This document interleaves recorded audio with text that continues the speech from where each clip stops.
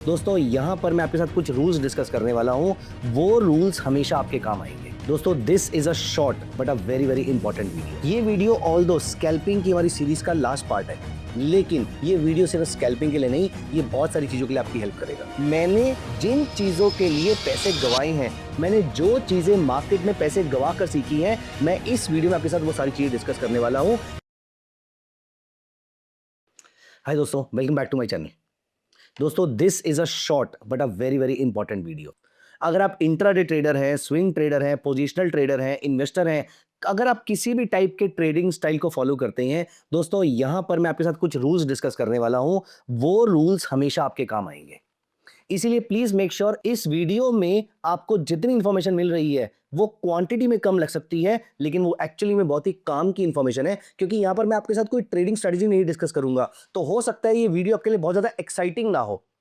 मैं आपके साथ ना ही अपना कोई सेटअप डिस्कस करने वाला हूं, ना ही मैं आपके साथ कोई बिहेवियरल एस्पेक्ट डिस्कस करने वाला हूं, ना ही मैं कोई पर्सनल एक्सपीरियंस शेयर करने वाला हूं। लेकिन मैंने जिन चीजों के लिए पैसे गवाए हैं, मैंने जो चीजें मार्केट में पैसे गवा कर सीखी हैं, मैं इस वीडियो में आपके साथ वो सारी चीजें डिस्कस करने वाला हूं। स्पेशली ऐसी चीजें जो रिस्क मैनेजमेंट से रिलेटेड है। ऑल्दो ये सारे एग्जांपल, क्योंकि स्कैल्पिंग की वीडियो सीरीज का पार्ट है, तो मैं स्कैल्पिंग एग्जांपल लेके समझाऊंगा, लेकिन ये सारे एग्जांपल्स आपके लिए positional trader, swing trader, intraday trader, किसी भी फॉर्म में काम आ सकता। दोस्तों rule number 1, I am very very sure कि आपने ये रूल तो सुन ही रखा होगा कि आपको स्टॉप लॉस लगाना है, लेकिन मैं आपको ये नहीं बताऊंगा कि आपको स्टॉप लॉस लगाना है। दोस्तों मैं आपको ये बताऊंगा कि स्टॉप लॉस लगाने के 3 तरीके कौन कौन से हो सकते हैं। स्टॉप लॉस लगाने का तरीका नंबर 1 क्या होता है? आपका जो स्टॉप लॉस बनता है वो स्टॉप लॉस लगा दीजिए। फॉर एग्जाम्पल, अगर आपने 100 रुपए में बाई किया है, 95 रुपीज का स्टॉप लॉस है, आप 95 रुपीज का स्टॉप लॉस लगा दीजिए। Done and dusted. अगर कटेगा तो स्टॉक एग्जिट हो जाएगा, नहीं कटेगा तो आप प्रॉफिट बुक करेंगे। आप बोलेंगे तो आपको मालूम ही था, लेकिन नहीं। अब मैं इसका बताता हूं सेकंड और थर्ड पार्ट, जो मैंने अपनी ट्रेडिंग जर्नी के अर्ली ईयर्स में सीख लिया था, और जो थर्ड रूल है वो मैंने आज से कुछ 7-8 साल पहले सीखा था, तब से मेरे लिए बहुत अच्छी तरीके से काम कर रहा है। दोस्तों रूल नंबर 2 क्या कहता है? स्टॉप लॉस लगाने का दूसरा तरीका। तो जब मैं पहले पहला तरीका यूज कर रहा था, वो मैंने स्टार्टिंग के कुछ 3-4 साल यूज किया अपने करियर के अंदर, और वहां से मुझे समझ में आया, जो कि प्रॉब्लम आप भी फेस कर रहे होगे, वो ये होगी कि मार्केट आपका स्टॉप लॉस काटती है और वहां से वापस ऊपर चली जाती है। मेरे साथ भी ऐसा ही हुआ था। I was no different. तो मुझे रियलाइज हुआ कि यार मार्केट को ऐसा चांस क्यों देना कि वो सिर्फ मेरा स्टॉप लॉस काट के जा रही है। तो फिर आई एम वेरी श्योर आपके माइंड में आया होगा स्टॉप लॉस थोड़ा सा नीचे कर देते हैं। दोस्तों मैंने भी वही करना शुरू किया, लेकिन दैट ऑल्सो फेल्ड। लेकिन मैंने उसमें एक रेक्टिफिकेशन करी, जो शायद आप में से बहुत सारे लोग नहीं कर रहे होंगे। अगर आप 100 रुपए वाले स्टॉक में फॉर एग्जाम्पल 2 रुपए का स्टॉप लॉस लगाते हैं और 98 का स्टॉप लॉस है, 98 का स्टॉप लॉस बनता है और आप 97.9 लगा देते हैं, let me tell you one thing, you are not doing any favour to yourself. पहली चीज, चीजें मैथमेटिकल होनी चाहिए, चीजें लॉजिकल होनी चाहिए। तो यहां पर मैं आपको एक लॉजिक दे देता हूं। अगर आप ये तरीका यूज करना चाहते हैं तो, वैसे मैं थर्ड तरीका यूज करता हूं, लेकिन मैं स्टिल सेकंड तरीका जो मैं पहले यूज किया करता था, जिसने मेरे बहुत सारे लॉसेस डेफिनेटली बचाए हैं कंपेयर टू पहले वाले सेटअप के, मैंने यूज करना शुरू किया ATR, average true range. Average true ranging indicator होता है, मैं आपको दिखाता हूं। यहां पर मैं अपने चार्ट पे चलता हूं और मान लेते हैं कि मैंने यहां पर ट्रेड लिया हाइपोथेटिकली, और ये मेरा स्टॉप लॉस था। अब दोस्तों यहां पर 23,832 स्टॉप लॉस लेने की जगह मैं यहां पर अप्लाई कर देता हूं एटीआर, एवरेज ट्रू रेंज। यहां पर देखिए मेरा एटीआर कितना आ रहा है? एटीआर आ रहा है 32.45। इसको आधा कर दीजिए, 16 पॉइंट हो गया। मतलब अब अगर मेरा जो स्टॉप लॉस बनता है, अगर वो स्टॉप लॉस ये बनता है, तो मैं ये लेने की जगह यहां से 16 पॉइंट नीचे शिफ्ट कर दूंगा, क्योंकि एक कैंडल में जो मार्केट का मूव हो रहा है वो 32 पॉइंट के आसपास का हो रहा है। ये 5 मिनट्स की कैंडल है, तो एक कैंडल में 32 पॉइंट्स का मूव आ रहा है। तो अगर ये मार्केट गलती से मेरा स्टॉप लॉस काट रही होगी, तो नीचे की साइड पे जो 8 पॉइंट है वो मुझे सेव कर जाएंगे। क्योंकि पहली चीज तो ये कि मैंने स्टॉप लॉस लॉजिक के साथ लिया था, तो स्टॉप लॉस नहीं कटना चाहिए। अगर कट भी जाता है गलती से, तो वो एटीआर के बियॉन्ड नहीं जाता है। This I can assure you for more than 90% time, कि अगर आपका एटीआर वाला स्टॉप लॉस कटता है, तो चांसेस आर हाई कि आपकी मार्केट का रिवर्सल आ रहा है। मतलब ये आपका जेन्युइन रिवर्सल था, मतलब ये आपका जेन्युइन स्टॉप लॉस कटा था, फेक स्टॉप लॉस नहीं कटा है आपका। कोई आपके स्टॉप लॉस को काट के मार्केट को वापस ऊपर नहीं लेकर गया है। चांसेस आर हाई कि अगर आपका स्टॉप लॉस कटा है तो मार्केट यहां से नीचे जाएगी। दूसरी चीज, अब दोस्तों तीसरा तरीका क्या होता है? अब मैं फॉलो करता हूं टाइम बेस्ड मेथड। अब मेरे लिए जो मेरा स्टॉप लॉस है वो वही का वही है, 23,832 का मेरा जो स्टॉप लॉस था वो वही का वही है। लेकिन अब मैं यहां पर थोड़ी देर वेट करूंगा मार्केट के मेरे लेवल के नीचे सस्टेन करने का।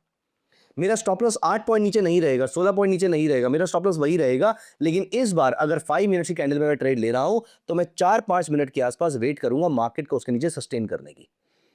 Chances are very high guys, mark my words here.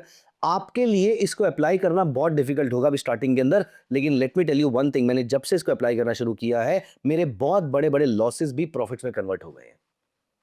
दोस्तों यहां पर जब मार्केट मेरा स्टॉप लॉस काट रही है तो डर जरूर लग रहा होता है कि मार्केट कहीं क्रैश ही ना कर जाए, लेकिन let me tell you one thing, ऐसा बहुत बार नहीं होता है, रादर 90% केसेस में ऐसा नहीं होता है। मार्केट अगर गलती से स्टॉप लॉस काटती भी है, स्टॉप लॉस हंटिंग होती भी है, मार्केट वहीं से रिवर्सल कर जाती है। अगर आपकी ट्रेडिंग स्ट्रेटजी में दम है, अगर आपकी ट्रेडिंग स्ट्रेटजी में जान है, तो मार्केट आपका स्टॉप लॉस या तो नहीं काटेगी, काटेगी तो नीचे सस्टेन नहीं करेगी, और अगर सस्टेन करेगी तो यहां से वापस नहीं जाएगी, रिवर्सल ही आएगा। स्टॉप लॉस करना गलत बात नहीं है, स्टॉप लॉस कट के मार्केट के मेरे फेवर में वापस आ जाना ये गलत बात है, हम इसी चीज को अवॉइड कर रहे हैं। दोस्तों दूसरा थंब रूल जो आई बेट आप में से 90% लोग फॉलो नहीं कर रहे हैं, और अगर नहीं कर रहे होंगे तो मी लिखिएगा कमेंट्स के अंदर। दोस्तों आप कभी भी कोई पोजीशन लेते हैं, आप कभी भी कोई ट्रेड लेते हैं, दो ऑप्शन होते हैं आपके सामने, या तो आप सोचते ही नहीं है कितनी क्वांटिटी लेनी है, चलो आज 100 ले लेते हैं, कल 50 ले लेते हैं, कोई कंसिस्टेंसी नहीं है, या फिर आपके साथ ऐसा होता है कि आपने ये सोचा कि मुझे आज 5000 रुपीज कमाने हैं, तो कितने शेयर में 5000 रुपए बन जाएंगे। फॉर एग्जाम्पल ये स्टॉक यहां से ऊपर जा सकता है, तो मैं 50 शेयर ले लूं और 100 रुपए कमा लूं पर शेयर, तो मेरा 5000 का टारगेट अचीव हो जाएगा। आप में से ज्यादातर लोग हैं तो सोचते नहीं है कितने शेयर्स लेने हैं, और या फिर सोचते में टारगेट के बारे में सोचते हैं। अगर आप इन दोनों में से कोई भी चीज करते हैं तो जल्दी से कमेंट्स में मी लिख दीजिए। अब दोस्तों टॉकिंग अबाउट मी, मेरे बारे में बात करें, मैं ऐसा बिल्कुल नहीं करता। मैं अपने प्रॉफिट के बारे में सोचता ही नहीं हूं। मैं अपनी पोजीशन साइजिंग डिसाइड करता हूं अपने स्टॉप लॉस के बेसिस पे। कैसे, मैं आपको एग्जांपल के थ्रू दिखाता हूं। यहां पर देखिए फॉर एग्जांपल मैंने यहां पर बाय करना था और ये मेरा स्टॉप लॉस था। ये स्टॉप लॉस मेरा है 119 रुपए का। मान लेते हैं कि मेरे मैक्सिमम लॉस की जो कैपेसिटी है वो है 5000 रुपीज। मैंने प्रॉफिट तो सोचा ही नहीं कितना आएगा, लेकिन मेरी जो मैक्सिमम लॉस टेकिंग कैपेसिटी है वो है 5000 रुपीज। अभी के लिए मान लेते हैं कि ये 100 रुपीज का मेरा स्टॉप लॉस आ रहा था। दोस्तों 5000 में मेरे लूज होंगे, 100 रुपए के स्टॉप लॉस कितने शेयर पे होंगे, 50 शेयर पे।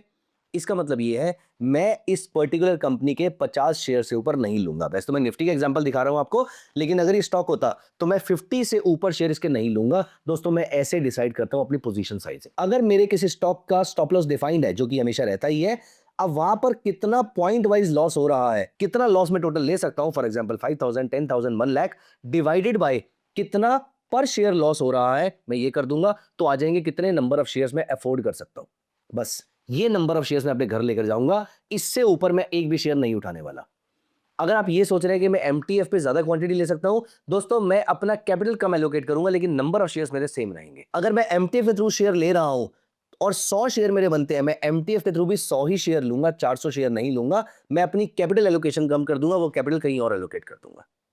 तो दोस्तों पोजीशन साइजिंग को लेकर आपको ये रूल ध्यान रखना है, हमेशा याद रखना है कि आपका प्रॉफिट आपका पोजीशन साइज डिपेंड ना करे, आपका लॉस, आपका पोटेंशियल स्टॉप लॉस आपका पोजीशन साइजिंग डिपेंड करे।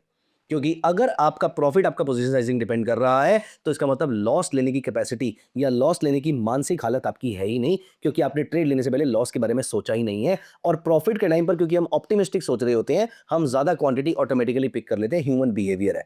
अगर आपको पता है कि टॉफी आपकी फेवरेट है, अगर उसका रैपर ही सिर्फ आपको अच्छा लग रहा है, या उसके अंदर टॉफी पता भी नहीं है, सिर्फ रैपर आपका फेवरेट है, एज इन इक्लेयर्स है, अंदर चाहे कोई भी टॉफी हो लेकिन बाहर अगर इक्लेयर्स है, आप जल्दी से उसकी ज्यादा क्वांटिटी उठा लोगे। आपको ये लगेगा कि ये सारा का सारा मुझे प्रॉफिट देने वाला है, ये सारा का सारा मुझे ग्रेटिफिकेशन या खुशी देने वाला है। लेकिन अगर आप टॉफी खाने से पहले, सॉरी टू से, अगर आप डायबिटीज के बारे में सोच लें, तो आप अपनी फेवरेट टॉफी को भी वहां पर छोड़कर चले जाएंगे, या फिर बहुत लिमिटेड क्वांटिटी में लेकर जाएंगे। बस दोस्तों मेरी आपसे ये रिक्वेस्ट है कि स्कैल्पिंग करने के टाइम पर तो आपने कभी भी प्रॉफिट के बारे में नहीं सोचना, हमेशा लॉस के बारे में सोचना है, क्योंकि क्वांटिटी बड़ी होती है, स्टॉप लॉसेस छोटे होते हैं। इसीलिए आपका stop loss to the point होना चाहिए, चाहे टाइम बेस्ड हो, चाहे प्राइस बेस्ड हो, चाहे कुछ भी और आपका स्टॉप लॉस हो, लेकिन आपका stop loss to the point होना चाहिए। जब स्टॉप लॉस कट गया, जो आपका स्टॉप लॉस आपने सोचा था वो कट गया, तो मार्केट से एग्जिट कर जाइए। दूसरा, पोजीशन साइजिंग पे आपको बहुत ध्यान देना है, क्योंकि एनीवेज स्कैल्पिंग पोजीशन साइजिंग बहुत ज्यादा होती है। अगर आप गलती से भी यहां पर ज्यादा पोजीशन ले गए, आपके लॉसेस बड़े हो सकते हैं और आप एक ही दिन में स्कैल्पिंग से वाइप आउट हो सकते हैं। I have seen a lot and lot of people being wiped out from the market just because of this problem of position sizing. इसे दोस्तों पोजीशन साइजिंग को बिल्कुल लाइटली मत लीजिएगा, ये दोनों रूल्स को ध्यान रखिएगा। और मैंने पहली वीडियो में आपको ये बताया था कि आपको लिक्विडिटी और डिसेंट वॉलेटिलिटी वाले स्टॉक्स चाहिए। अगर लिक्विडिटी ना हो तो स्टॉक को टच भी नहीं करना है, और अगर वो स्टॉक बिल्कुल वॉलेटाइल ना हो तो स्कैल्पिंग के लिए टच नहीं करना है।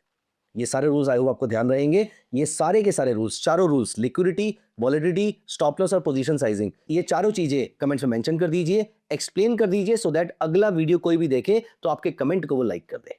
मिलते हैं अगली वीडियो के अंदर। Thank you so much, bye bye, take care of yourself.